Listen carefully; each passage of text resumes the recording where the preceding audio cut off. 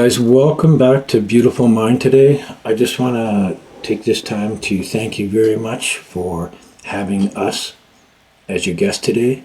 The spirit of William resides deeply in me, and we are very grateful to be your guest. Today we're going to start off with the Trump coin. As you know, we were talking about what we could possibly expect to see from a Trump coin. I'm going to move this out of the way because I know the square is populating the left-hand corner. Trump coin started off at 27.20, made it up to 77. I started drawing metrics, and we were discussing a few days ago that I felt that the Trump coin wasn't finished bottoming, and I had many reasons for that. So today we're going to take a few minutes and we're going to discuss that. Go ahead and get comfortable and get your favorite hot drink, coffee, and settle in. We're about to talk about Trump coin. Okay. I wanted to show you the metrics that I have found with the Trump coin. Let's go ahead and let's just take a look. First of all, we're going to start with our geometric lines. We have drawn a very aggressive trend line up, and we have coupled it with our data point on our bottom. We subsequently have run this up and finished the square out at the top of the price action of this asset or coin.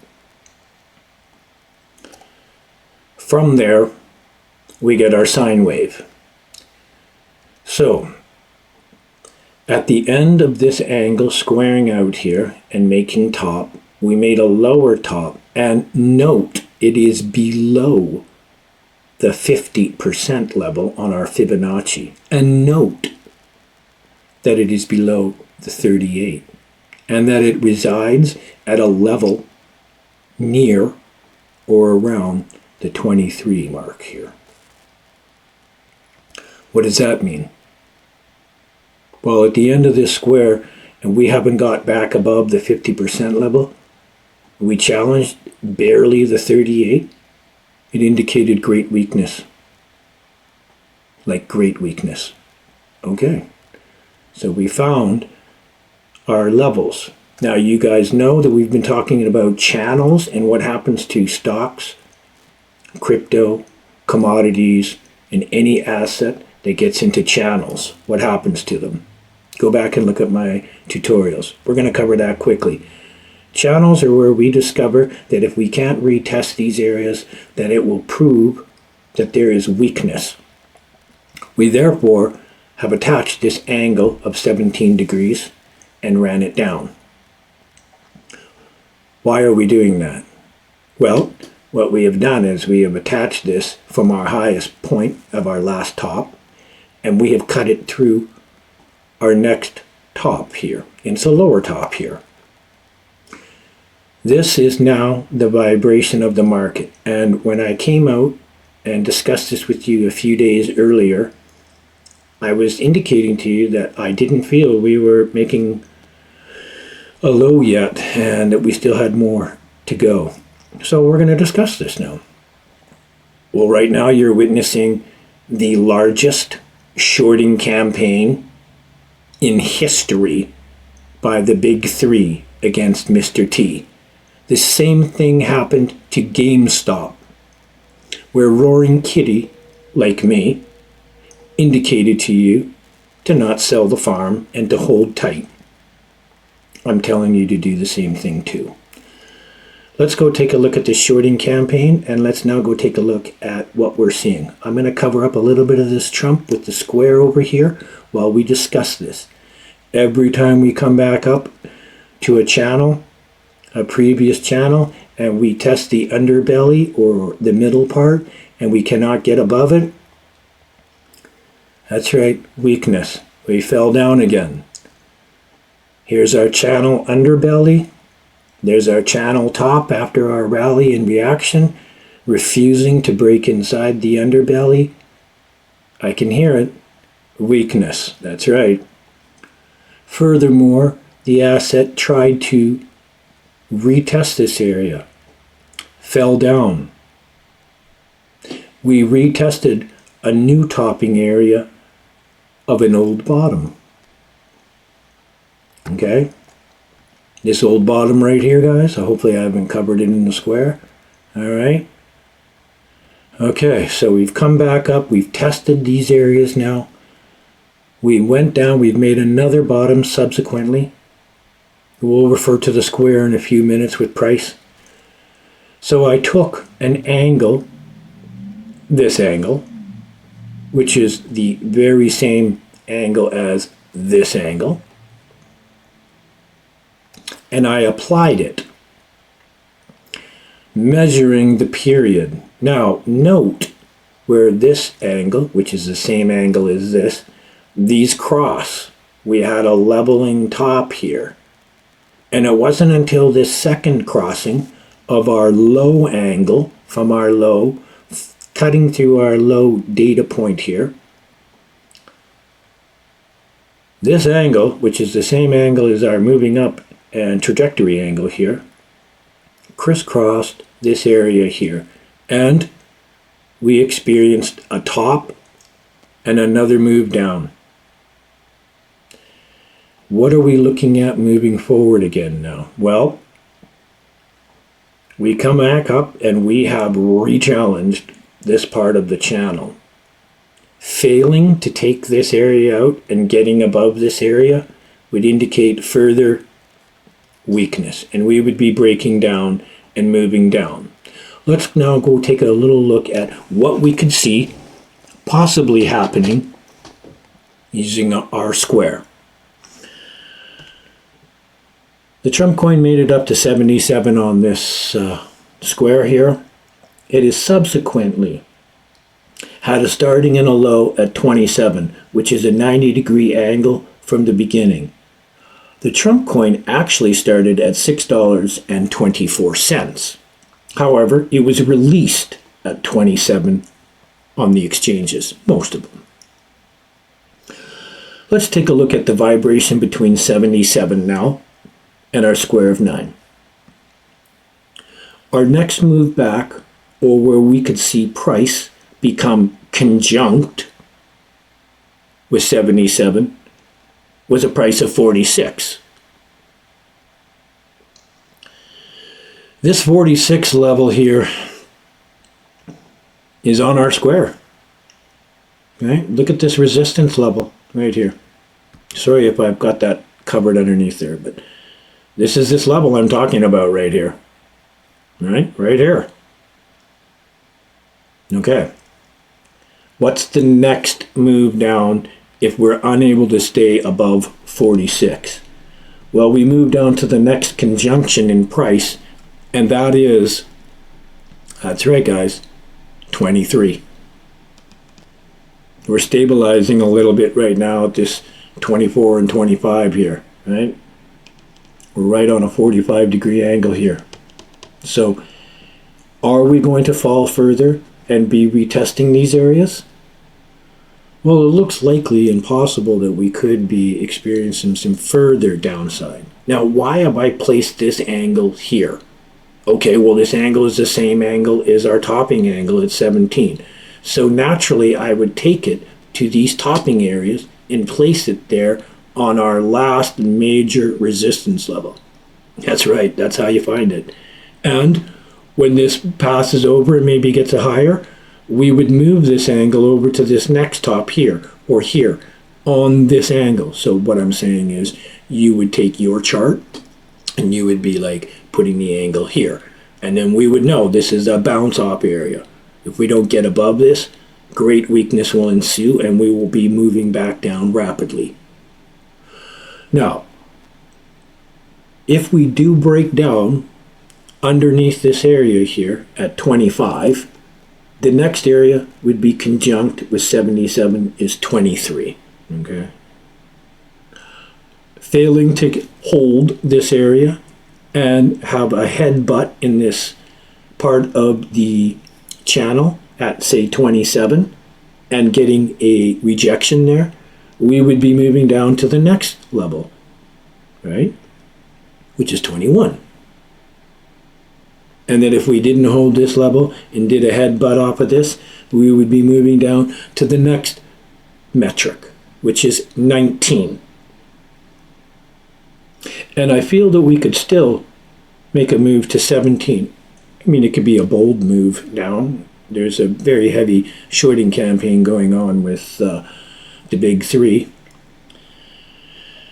And 1776 seems to be a level or an area where I think this asset may resonate, but that does not necessarily mean it'll stay there. We could have a further price shock of 15, 13, and move down to 11, which would be conjunct the bottom here at 27.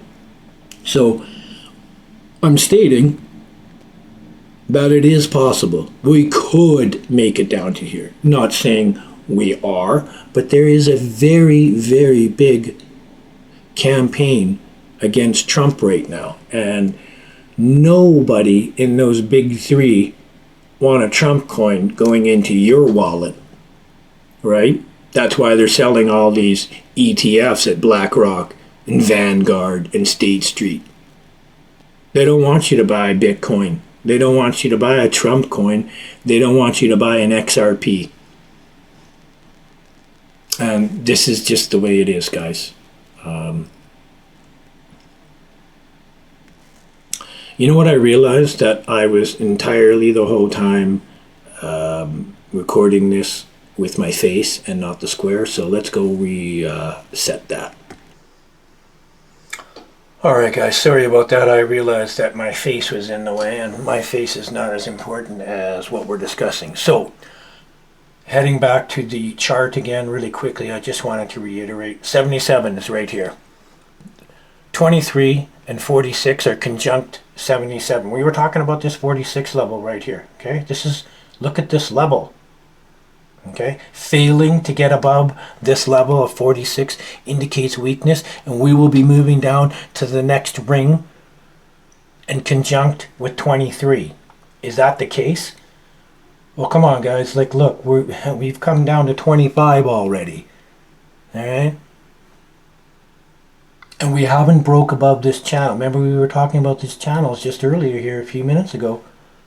So it's likely impossible. We can get down to 21, 19, 17, 15, 13, and 11 here. This 11 is conjunct the low of where this asset started, right here, okay? These two numbers are conjunct. Will we see that? Well, I mean, the only way that we will see that is if we get rejections from these channels and we break below these levels. We're already into the new low territory. We broke below this 27, so we're fluctuating in this area, and the main vibration here is still down.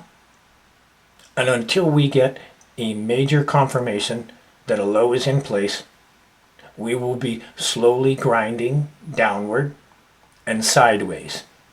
And these are always what happens to brand new stocks, IPOs. Never buy an IPO. Wait 30 days minimum for price stabilization. And for sure waiting 7 and 10 days to see the slaughter take place. Okay? So this is important, guys. So coming up now, we're on our 7-day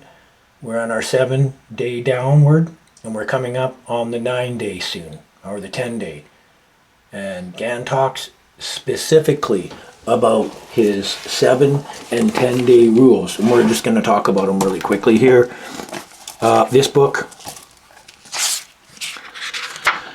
Tunnel Through the Air. I own all his books and courses. Yeah, I know. My stuff is all color coordinated. This is a 7 to 10 day. This is page 107. You should read this. There's some major stuff in here. If you don't know what this stuff is talking about, it's time that you really got stuck deep into this. There's a lot of information in here, you know, and I just catalog all the things. Okay. His other book, How to Make Profits Trading in Commodities. That's my guide. That's my instructor. That's my teacher. I learn everything from him through his books. He speaks to me. Page 3117. The 7-day moves and swings. And these can be weeks and months. And guys, pay attention to this stuff. Right? These 7-day swing charts are one of the most valuable trend indicators. This is what he's saying.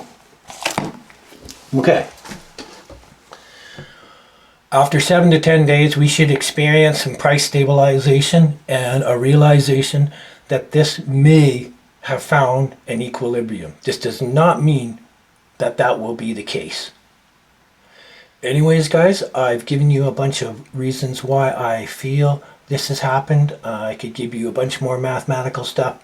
However, this is getting into over 20 minutes, and I think I'm going to probably lose some of you here. Anyways, if you've hung out to the end here, peace and love to you, and I look forward to seeing you at my in-person workshop where you're going to meet my star student, Steven from Belgium. He was able to take our course online, and he accepted our 2 challenges. He was instructed by me that he could attend my course. After taking my course, he explained to me in a testimonial how much he had learned from me. I was really grateful, so I offered him an opportunity to prove himself, and he did just that. He floored me. So I asked him, make a S&P 500 2025 forecast, and I said he could have any amount of help or direction from me. Well, 2 days later, not hearing from Stephen at all, I had in my hands a testimonial, and I had an S&P 500 2025 forecast. He did not ask once for any direction, and he delivered a very powerful and beautiful forecast. And you will get to see that forecast, and you will get to meet him at my in-person workshop. He will be assisting me in helping you make accurate annual forecasts. So looking forward to that. So great job, Stephen. You've done an amazing job. And this is just the proof that with a little bit of applied work, one can be very successful. Okay, guys, peace and love to you all.